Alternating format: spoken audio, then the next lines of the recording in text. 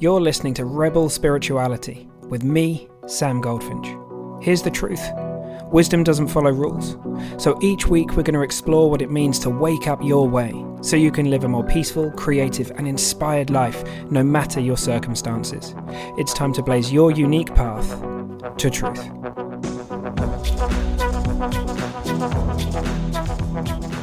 Hey you beautiful people. Okay, let's talk preferences. And look, today I want to share with you an insight that I had really not that long ago, about a week ago. I saw something very clearly that I hadn't really seen it this way before, and it seemed to really help, so I thought I'd share it with you.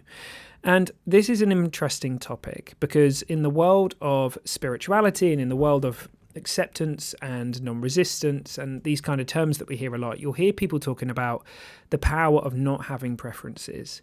And ultimately that kind of makes sense, right? I guess if you think about it, if someone didn't have a preference about anything, then they wouldn't be in resistance to the things that are happening. But I think for a lot of us, we're very, very aware that this just don't have them line.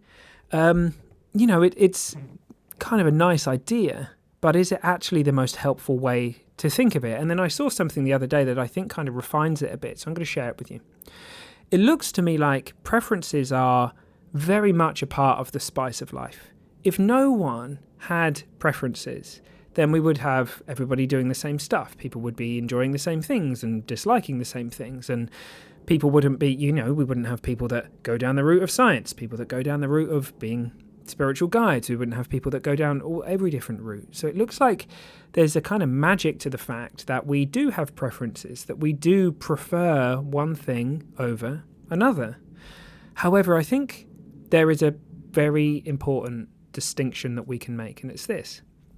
If we zoom out on our life, we can see the beauty of preferences. We can see that one person taking one set of choices and another person taking another set of choices, how that brings more novelty and such beautiful value into the world. And I don't think at the level of that, at the zoomed out level of preference, I don't think there's an issue with that at all. Like, I know that there are places where I would prefer to go on holiday, for example.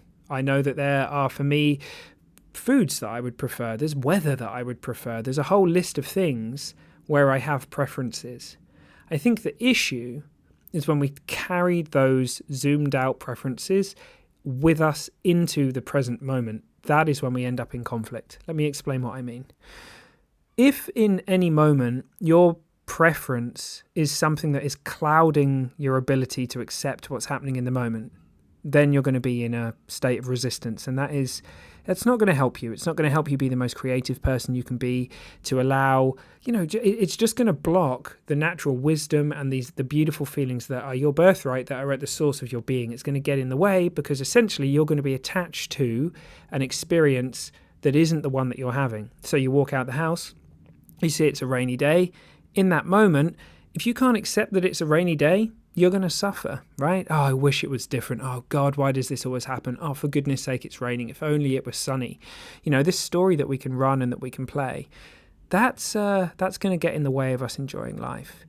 Having said that, there's absolutely nothing wrong with having a general preference for sunny weather. Like, if I'm going to choose to go on holiday, I'm going to, effectively choose somewhere where I think my chances of enjoying the sun are higher. Someone else might really not enjoy the sun. My dad doesn't actually like being out in the sun that much. The idea of going to somewhere where it was going to be 32 degrees every day without a cloud in the sky wouldn't be his idea of fun. His preference would be to go somewhere where there'd be more cloud cover.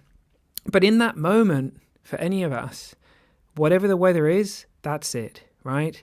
That's where we drop our preferences. That's where we accept what it is that's happening. Another example of this might be where we live. Perhaps we'd have a preference to live somewhere other than where we are. However, we live where we are. And for all of the time where we do live in that place, in that house, whatever it may be, that's where we are.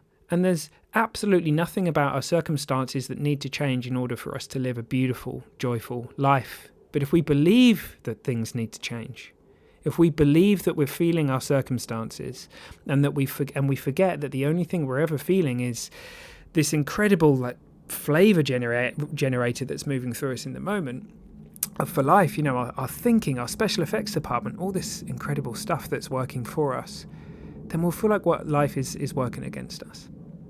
So hey, there we go. Just an interesting reflection. Preferences, have them, but not in the present moment. It's just accept what's there, respond accordingly. It doesn't mean that you can't work towards creating something that you want. So for example, if you find yourself in a job that isn't something that where you'd prefer to have something different, but accept where you are, accept what's happening in this moment. You might be surprised what kind of feelings and just the kind of beautiful world of feelings you can access that will make you more creative, help you feel less stressed, and then allow you to build that thing and create that thing. So you're not in conflict, you're completely in the moment, in acceptance of what is, and also working towards those beautiful zoomed out preferences that you may have for life.